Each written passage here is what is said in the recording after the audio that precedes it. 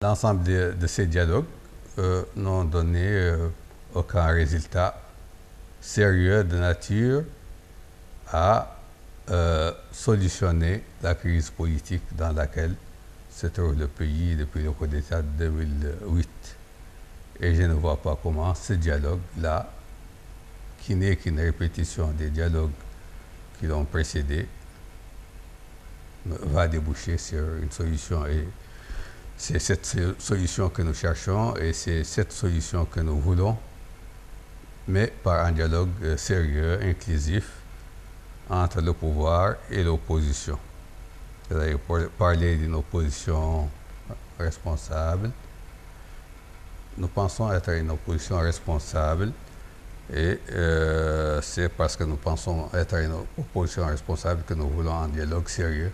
Et un dialogue sérieux n'est pas ce dialogue qui vient de commencer. Bon, non, vous allez m'excuser, Monsieur le Président, pour vous dire que ce dialogue n'est pas pareil aux autres parce qu'il y a eu des nouvelles recrues, comme si je puis dire, parce qu'il y a d'abord des dissidents du RFD, vous avez l'Arc-en-Ciel, vous avez le FPC Ex-Flamme, et vous avez tant d'autres, donc certainement la donne a changé. Vous avez pas mal de monde. Si ce n'est pas avec les mêmes têtes quand même. Si vous voulez faire cette comptabilité-là, je vous dirais qu'en 2011, il y avait MPR, Kan Hamidou Baba, il y avait le Adel, il y avait Hatem, Salih Al-Hanana. Et donc, en 2015, donc en 2011, il y avait ces gens-là qui étaient dans le dialogue et qui ne sont plus dans le dialogue. Oui, d'accord, mais ce n'est pas quand même le même cas. Il y avait Mustafa Rahman aussi qui était dans ce dialogue et qui n'est pas dans ce dialogue. L'un pour l'autre, je crois que la qualité devant être prise en considération, je ne veux pas tellement minimiser les gens qui participent à ce dialogue. Voilà. Enfin, je pense qu'en ce qui nous concerne, le solde n'est pas négatif. Oui, en tant que vice-président du FNDI, Forum National pour la Démocratie et l'Unité, pourquoi n'avez-vous pas accepté l'invitation au dialogue? Donc, les causes. Alors, ça, c'est une question importante. Effectivement, nous avons posé un certain nombre de conditions pour pouvoir participer au dialogue. Ces conditions sont motivées par l'expérience que nous avons à des degrés divers dans la pratique du dialogue et des discussions avec le pouvoir. Nous avons posé des conditions pour que ce dialogue-là puisse véritablement donner lieu à des solutions sérieuses, des réformes politiques sérieuses permettant de faire avancer le pays vers plus de démocratie.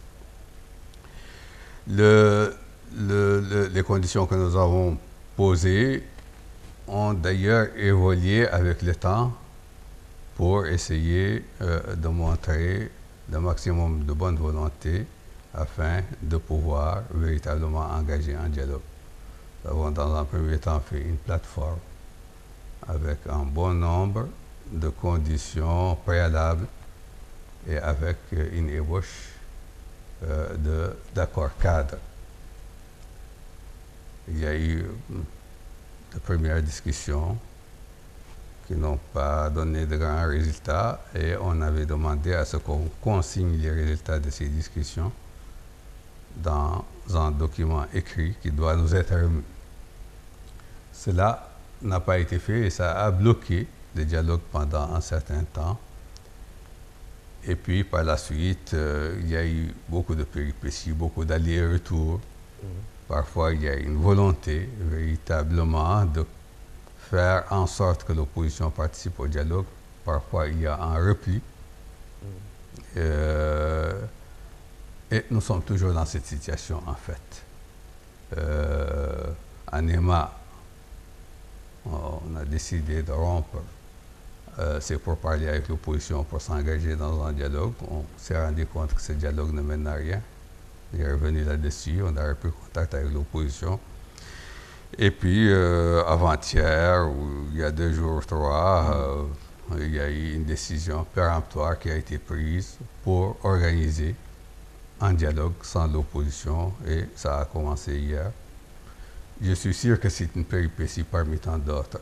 Oui, mais Monsieur le Président, le pouvoir a invité à un dialogue. Oui, le pouvoir... Vous avez tardé à répondre. Quand vous parlez de dialogue, vous parlez de rencontre entre 2 partis. Nous ne sommes pas du pouvoir.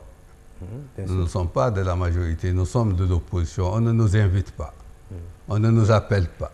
Non, on discute avec nous. C'est l'une des conditions fondamentales que l'on pose. On discute avec nous pour s'accorder sur un format. Mais ce qui a été fait... Non, on n'a pas discuté avec... Le ministre secrétaire général du gouvernement a contacté de façon informelle un certain nombre de personnalités de l'opposition pour les inviter à participer à un dialogue qui a déjà été annoncé par le président en EMA. Ce n'est pas ce style-là que nous accepterons. Un dialogue, pour nous, doit être préparé de façon consensuelle par les parties prenantes à ce dialogue, pour pouvoir discuter librement et à armes égales. Si on vous invite en noyant le dialogue dans un ensemble, parfois ce qu'on appelle la Mauritanie profonde, ou dans un ensemble de gens plus ou moins manipulables, alors on fausse totalement l'atmosphère dans laquelle se déroule le dialogue, et naturellement, on ne veut pas être noyé, on veut serrer les problèmes qui doivent être discutés, on veut les discuter en profondeur, et on veut sortir avec des solutions. Oui, mais le monsieur dialogue du pouvoir, et vous vous êtes rencontrés plusieurs fois, c'était pour préparer ce dialogue. On ne s'est pas entendu. On a posé 2 conditions très simples, très claires. La première condition, c'est qu'il faut que ce dialogue soit préparé de façon consensuelle. Nous n'avons pas eu une réponse claire à cette question. Le ministre secrétaire général de la présidence a continué à réunir en parallèle les dialoguistes, comme on les appelle, et à préparer le terrain à ce dialogue qui a commencé hier. Donc la première des conditions qui est fondamentale pour nous, c'est de préparer en amont le dialogue, et il ne nous a pas été donné une réponse claire. Et je crois que c'est tout à fait légitime pour une opposition de dire qu'elle veut être associée d'abord à la préparation du dialogue avant de venir comme cela se présenter à la porte du palais du Congrès pour assister à un dialogue préparé à l'avance. La deuxième condition, aussi qui est non moins fondamentale, c'est que nous avons eu l'expérience depuis 1992 jusqu'à maintenant de l'implication de l'État et de l'administration dans les élections et dans la politique. Et nous ne voulons plus de cela. Nous voulons désormais que l'administration soit une administration neutre. L'administration est un instrument étatique qui doit être au service de la nation. Il doit pouvoir appliquer avec efficacité la politique du président élu, mais il doit, dans le jeu politique national, observer la plus grande neutralité. C'est comme ça d'ailleurs qu'il peut y avoir une administration pérenne, efficace et au service véritablement du développement du pays. Ce n'est pas le cas. L'administration a été transformée en instrument électoral de soutien à tel ou tel candidat ou à tel ou tel parti.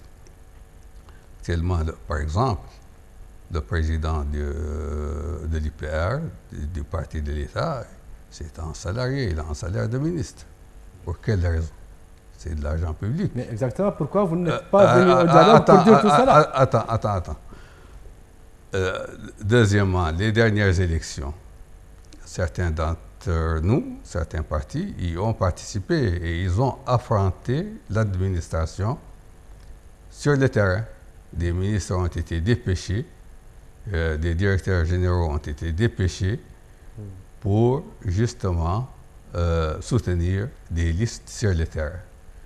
Et malgré cela, il y a certains endroits où il y a eu des élus. Mais en tant que... Attendez que je finisse. Oui, mais... Attendez que je finisse. Voilà. Il y a eu certains endroits où il y a eu des élus. Et ces élus-là, qu'est-ce qu'on a fait?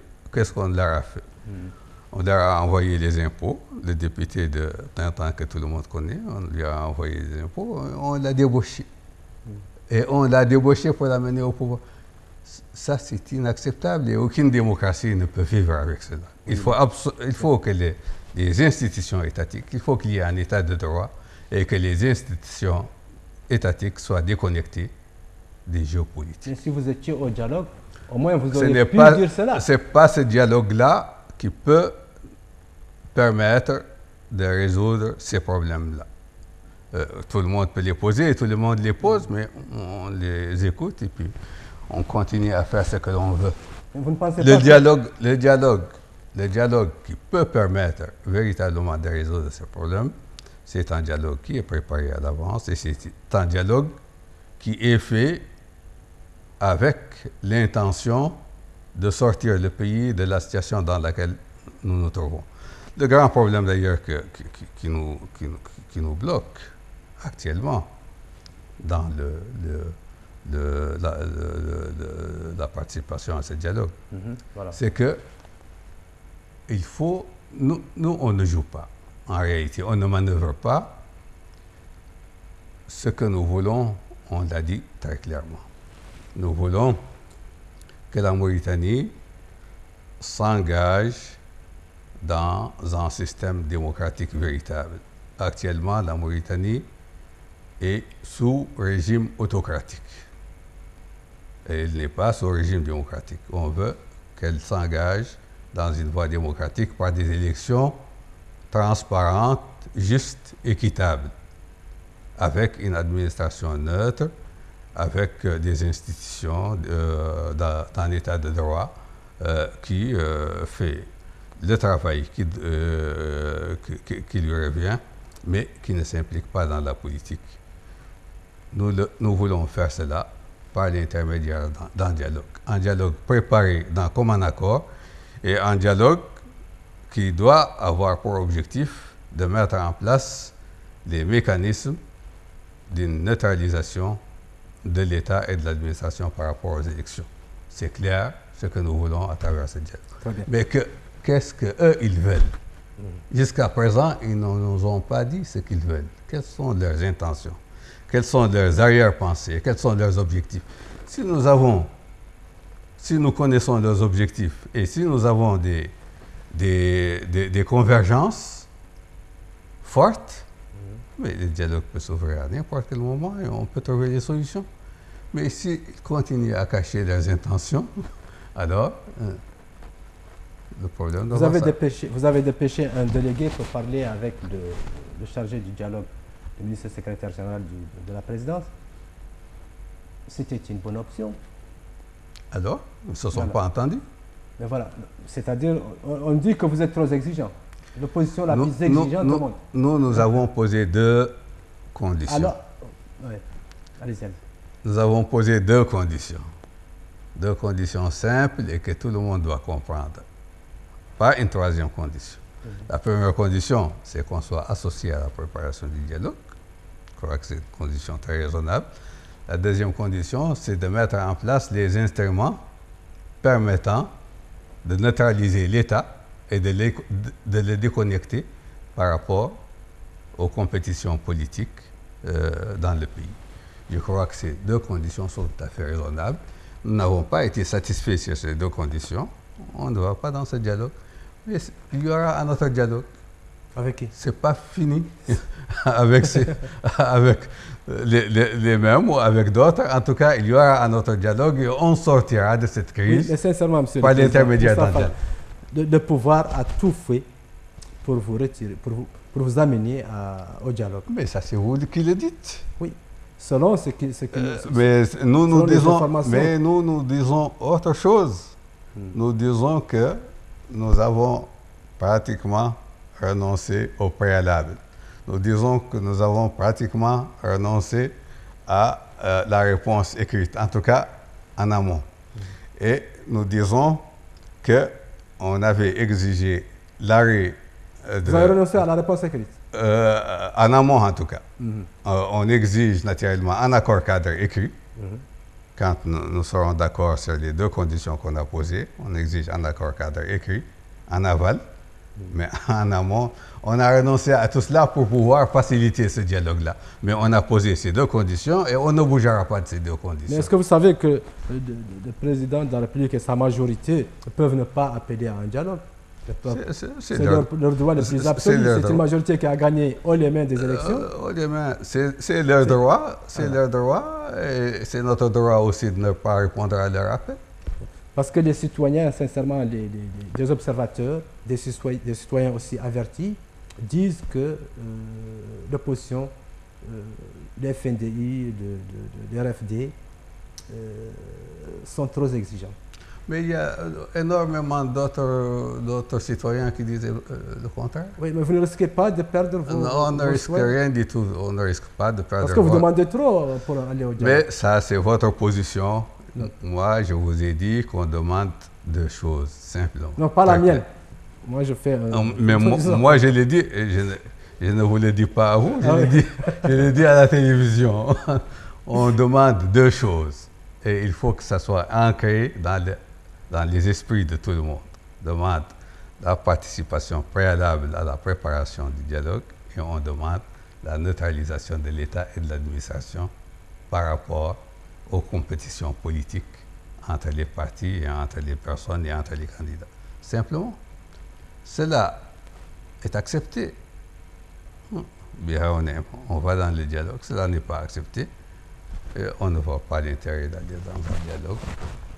Quel commentaire faites-vous donc à ce dialogue qui a été lancé hier? J'ai dit que ce dialogue-là ne mènera nulle part. Et il n'apportera rien de nouveau. En tout cas, qu'il soit fondamental. Il va certainement apporter des réformes. Le président d'ailleurs a déjà donné les résultats de ce dialogue en disant qu'il va y avoir des réformes constitutionnelles et qu'il va y avoir un référendum d'ici la fin de l'année ou le début de l'année prochaine. Bon. Oui, mais vous pensez mais à quoi cela fera avancer le pays? Ça ne fera pas avancer le pays. Ce dont le pays a besoin maintenant, c'est de préparer 2019 dans des conditions de sérénité et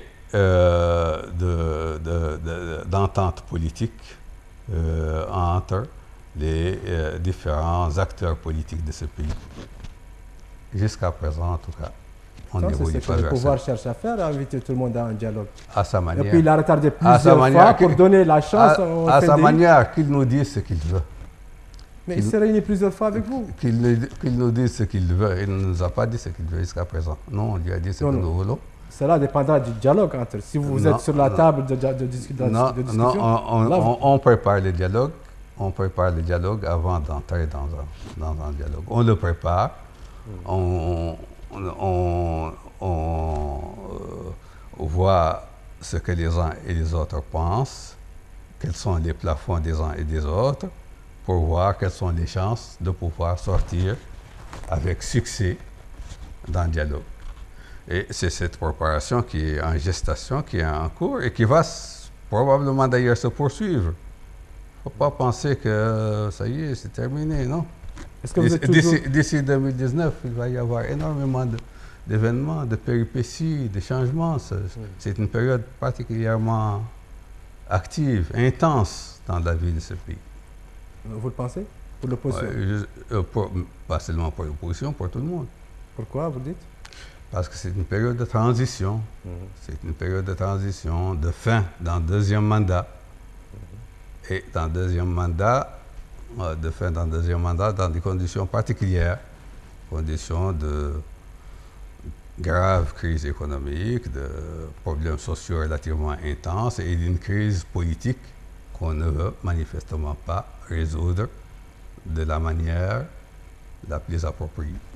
Pourtant, le parti au pouvoir a donné l'engagement avec ceux qui sont venus à ce dialogue de prendre soin des clauses à la fin de ce jour. Du On dialogue. verra bien. Ceux qui sont venus à ce dialogue disent qu'ils ont fait un dialogue en 2011 et que rien n'a été respecté. Si, au contraire. C'est ce qu'ils disent. Moi, je les vois. Moi, j'ai invité quelques-uns qui m'ont dit voilà, plusieurs En tout cas, articles ont été mis en exergue, ont été vus aussi. Donc, beaucoup d'entre eux ont quitté la majorité parce qu'ils disent que ça n'a pas été appliqué. Ça, voilà, c'est quand même bizarre. Il y a des informations qui circulent de gauche à droite. Voilà. Vous avez dit une fois, je crois savoir que l'opposition s'achemine vers une stratégie de dialogue cohérente et consensuelle. L'objectif central de cette stratégie sera de faire de l'année 2019 l'année de l'édification d'un régime civil par une alternance véritablement démocratique et pacifique. Que voulez-vous dire par là? Là, vous avez cité le troisième mandat, les conditions imposées par l'État, etc. Oui, c'est ce que j'ai dit un peu au début. J'ai dit que nous sommes dans un régime autocratique. Ce régime-là est venu au pouvoir par un coup d'État. Ce régime-là, il s'appuie toujours sur la force des armes, au fond, plus que sur la force d'un soutien populaire par voie électorale. Ce régime-là, il n'en fait qu'à sa tête. Son chef n'en fait qu'à sa tête. Et d'ailleurs, ses collaborateurs sont totalement marginalisés. Ce régime-là, il prend des décisions sur des problèmes importants que seul un régime autocratique peut prendre. Les régimes autocratiques ont fait leurs preuves, pas seulement en Afrique, mais dans le monde d'une manière générale. Et on sait que c'est des régimes de malgouvernance. Et ce que nous voulons, c'est une évolution vers un régime démocratique. Un régime démocratique, c'est des élections libres, indépendantes, sans immixtion ni de l'administration, ni de l'armée, ni des institutions de l'État. Cela pouvait se régler quand, une fois l'opposition est sur la table de dialogue. C'est comme ça. On revient à la même question. On revient à la même question. Et vous dites régime autocratique, alors que sincèrement, la Mauritanie a beaucoup trop changé à un certain moment. On n'a pas de prisonniers d'opinion, la presse est libre. Qu'en dites-vous de cela? Au moins, il faut être reconnaissant. Il n'y a pas que ces critères-là qui sont à prendre en considération. Parmi tant d'autres. Parmi tant d'autres, monsieur. Je reconnais qu'il y a une liberté de la presse, ça je le reconnais. Les prisonniers d'opinion, je crois que vous n'avez pas vu les dernières condamnations qui ont été faites sur des jeunes qui ont été coupés des peines de 13 ans de prison pour des bagarres avec des policiers. L'autre jour, j'ai vu qu'en France, un footballeur a eu mal à partir avec des policiers. Je crois qu'il en a brutalisé certains. On parle de 2 mois de prison. 2 mois de prison, ici 13 ans de prison. On sait que cela est correct. Oui, mais ça, c'est une affaire de justice. C'est pas une affaire de justice. C'est pas une affaire de justice. C'est le procureur qui l'a demandé. Je ne pense pas que les juges vont condamner d'eux-mêmes des jeunes à 13 ans de prison pour des bagarres avec des policiers. Les bagarres avec les policiers, naturellement, sont répréhensibles et elles ne doivent pas avoir lieu. Et elles doivent naturellement être sanctionnées. Mais pas avec 2 ans, 13 ans de prison. C'est excessif, ça. Oui, mais ça, c'est l'opposition qui le dit. Maintenant, monsieur le Président, que vous inspire le document du RFD et pourquoi un pareil document en cette période précisément?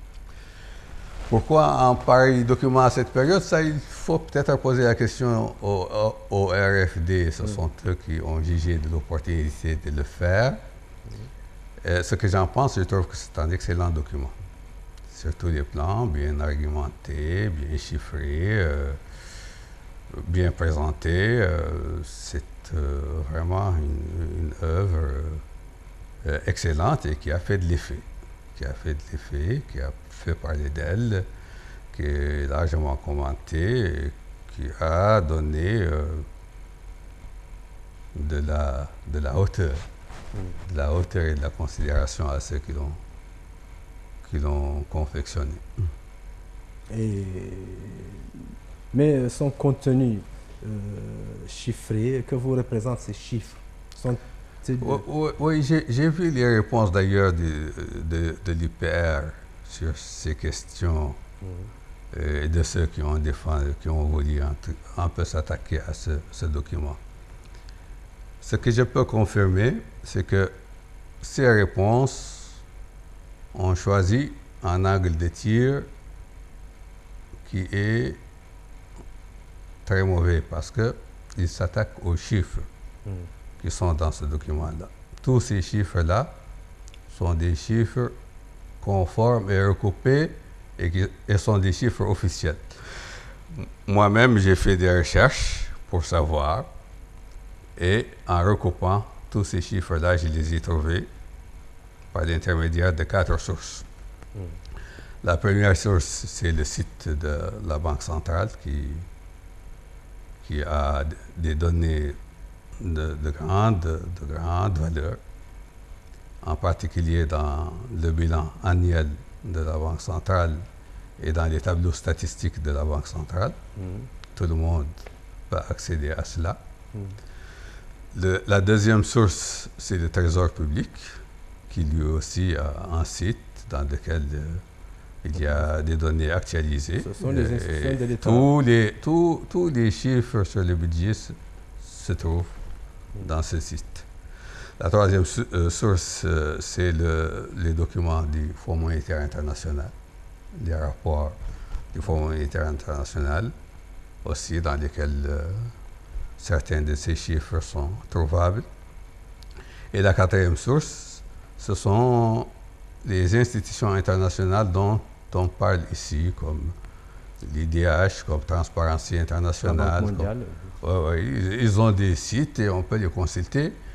Et l'ensemble des chiffres de ce document sont puisés de ces sources. Et tout le monde, d'ailleurs, peut se référer aux tableaux statistiques qui peuvent être tirés de ces différents sites et reconstituer les chiffres et il trouvera les mêmes chiffres. Donc, est-ce que les chiffres sont-ils les mêmes? L'IPR dit que ces chiffres sont erronés. Je vous dis que ce sont les chiffres, en tout cas officiels, et du Fonds monétaire et des institutions internationales. Maintenant, si l'IPR a d'autres chiffres, elle n'a qu'à nous dire d'où elle les puise, d'où elle les tire simplement. Ou ils peuvent, même s'ils le veulent, enfin, je ne sais pas, mais en tout cas, ces chiffres-là sont tirés de la Banque centrale, du Trésor, du Fonds monétaire international et des institutions. Ils sont renouvelés, échangent quotidiennement, pratiquement. Non, mais ça, c'est des chiffres historiques. Ils ne peuvent plus changer. Les chiffres historiques ne peuvent plus changer. Les données nouvelles doivent être analysées naturellement avec des approches différentes. Et les documents du RFD et de l'IPR? Les documents de l'IPR, son problème, c'est qu'ils s'attaquent aux chiffres. Et puis, ils s'attaquent au RFD. Ce qu'il dit du RFD, bon, c'est de la politique. Les chiffres, moi, j'ai dit que ces chiffres-là sont conformes, sont tirés des sources officielles, qui sont des chiffres gouvernementaux.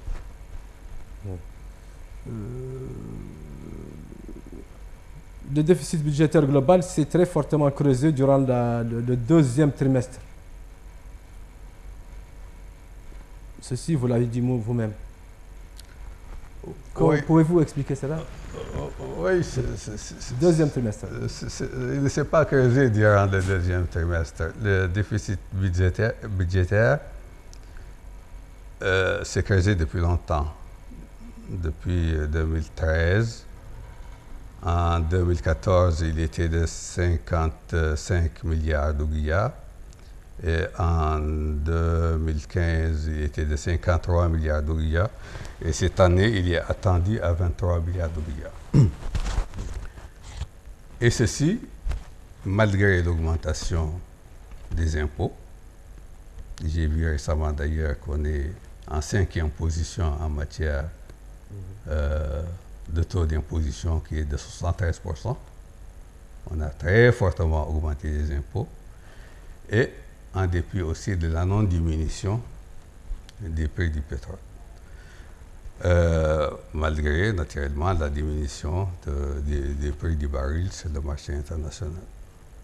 On a augmenté les impôts, on a maintenu les prix du pétrole au niveau d'avant la diminution des prix et on continue à creuser les déficits. Et ça, c'est une situation extrêmement dangereuse pour le pays. Alors, comment on fait pour financer ce déficit? Naturellement, le fait d'augmenter les impôts et de maintenir les prix des hydrocarbures, c'est une politique d'appauvrissement des citoyens, parce que cela vient de la poche des citoyens, et on appauvrit les citoyens. Et en plus, pour financer ce déficit, on puise sur le fonds de réserve des hydrocarbures qui est un fonds qui, normalement, devait servir à faire face aux besoins des générations futures. Ce fonds a été sollicité à 2 reprises cette année. 35 millions de dollars dans un premier temps, puis 20 millions de dollars dans un second temps. Et maintenant, il n'est plus qu'à 41 millions de dollars. Donc, c'est une gestion qui aura des conséquences assez difficiles. C'est pas ce que m'avait dit Cham Jambal, qui était mon invité dans l'émission Événement. Exactement, vous n'êtes pas dans les mêmes... c'est logique qu'on ne soit pas dans les mêmes... C'est tout à fait normal. Mm-hmm. Donc, vous pensez que la situation économique du pays est désastreuse, comme vous aussi, comme l'a dit le RFD? Je pense que la situation politique du pays est préoccupante. Elle est très préoccupante. Nous avons naturellement les prix des matières premières qui ont beaucoup diminué. En 2013, par exemple, le chiffre d'affaires de la SNEM était de 1 milliard 300 millions de dollars. Aujourd'hui, il est à 350 millions de dollars. Mm-hmm. C'est terrible, c'est une chute terrible. Et naturellement aussi pour l'or, c'est la même chose. Donc nous sommes dans une situation difficile, on n'a plus les mêmes ressources que l'on avait et on veut continuer à vivre avec le même niveau de vie.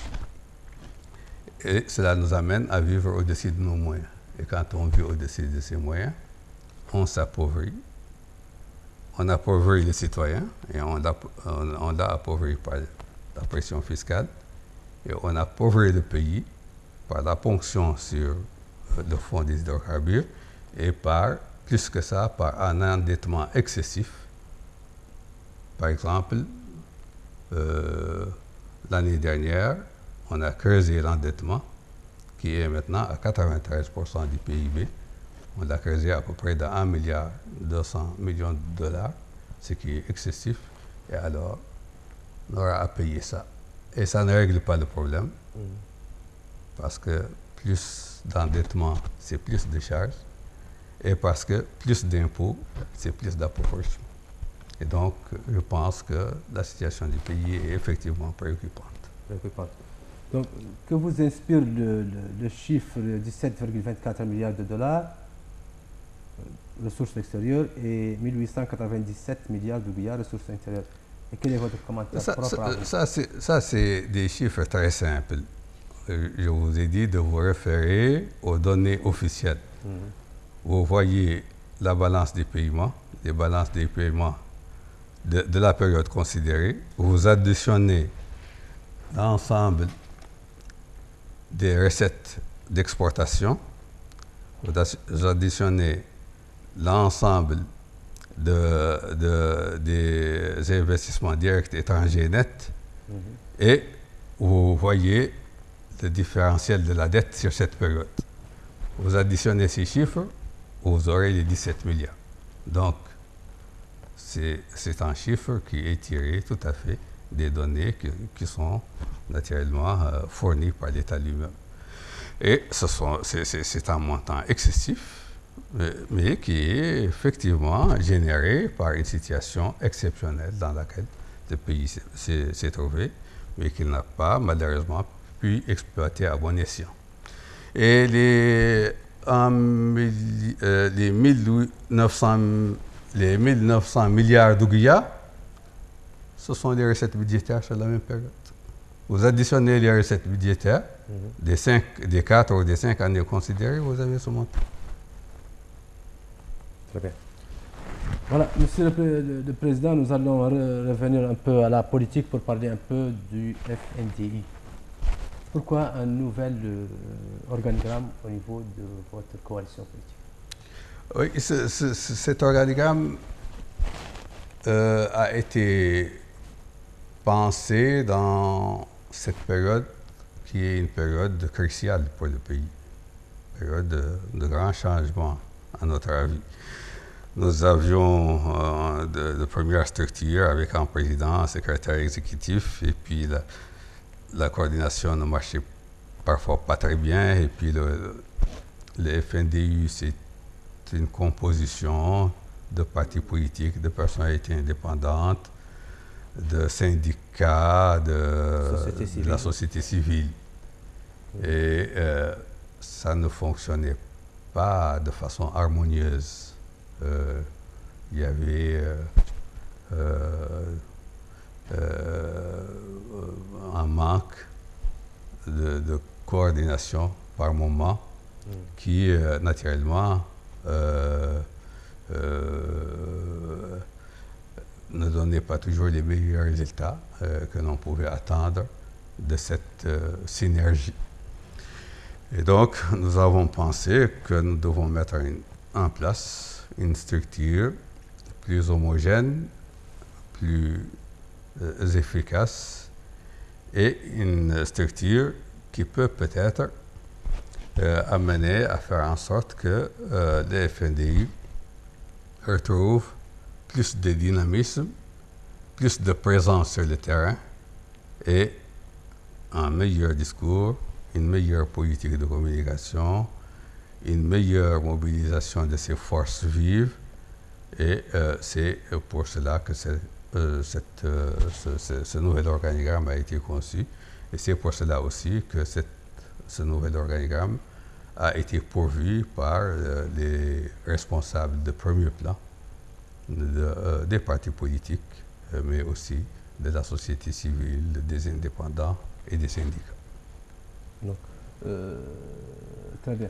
Mais d'aucuns pensent qu'il existe des divergences entre les composantes du forum au sujet d'ailleurs du dialogue. Si celui-ci doit avoir lieu, le dialogue.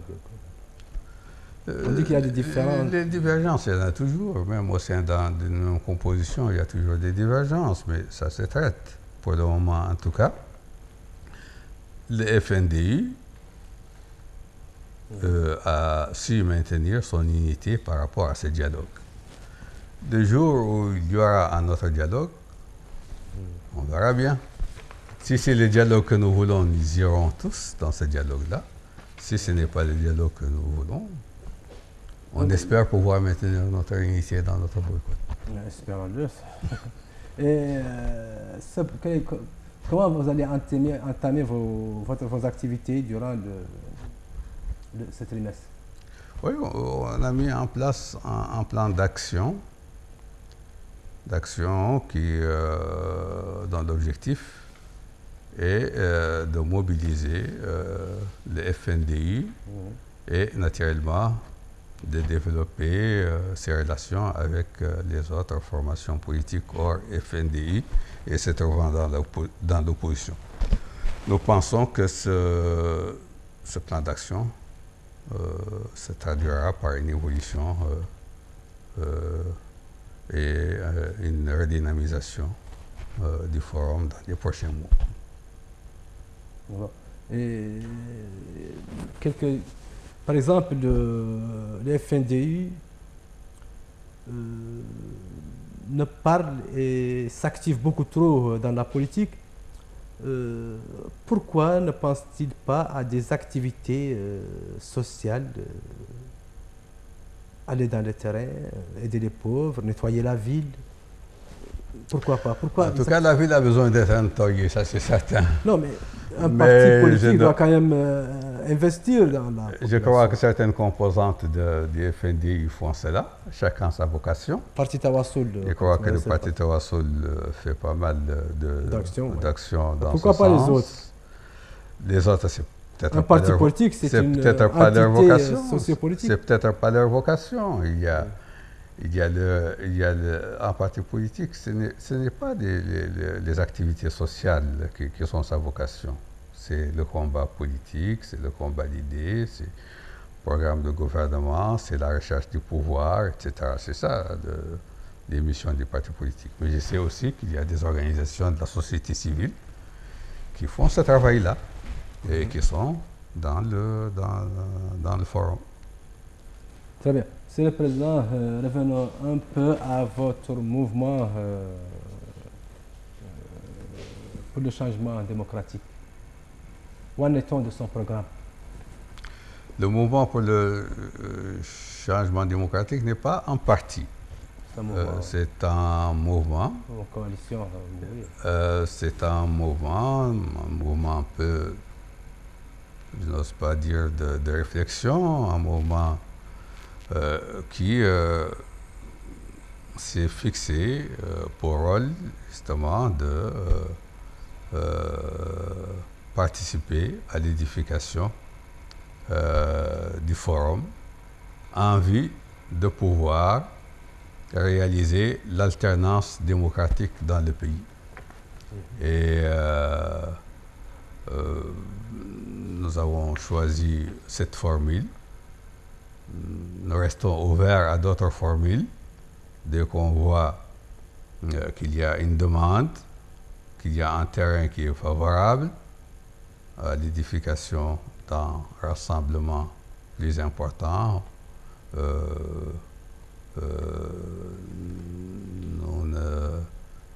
Nous saisirons certainement l'occasion pour le faire, mais pour le moment, nous pensons que notre réalité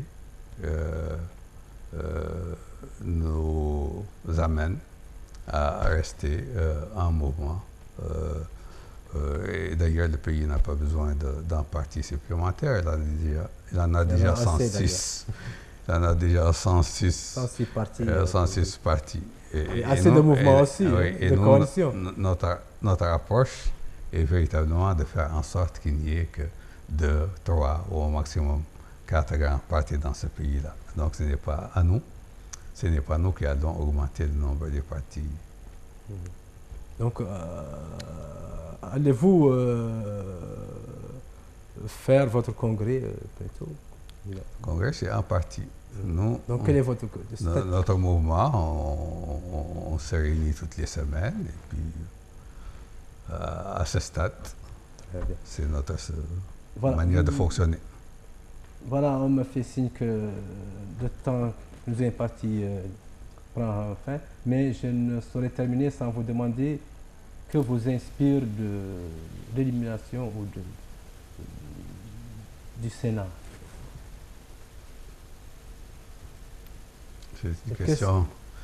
C'est une question difficile.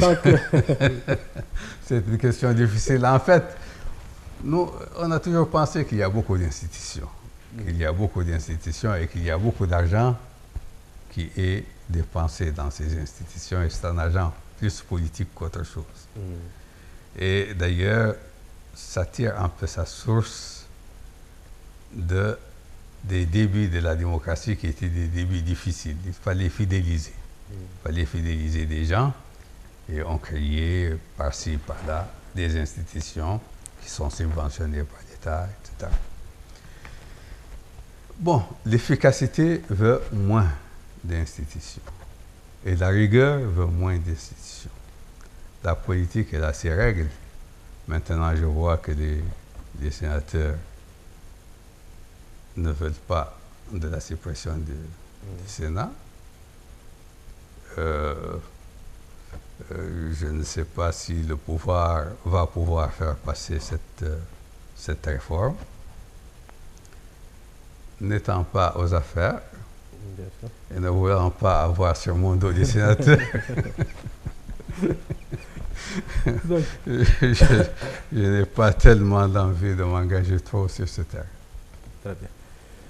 Voilà, Monsieur le Président du Mouvement pour le Changement démocratique, vice-président du FNDI, merci d'avoir accepté notre invitation. Chers téléspectateurs, c'est la fin de cette émission. Au revoir et à la semaine prochaine. Merci bien. OK. Alors.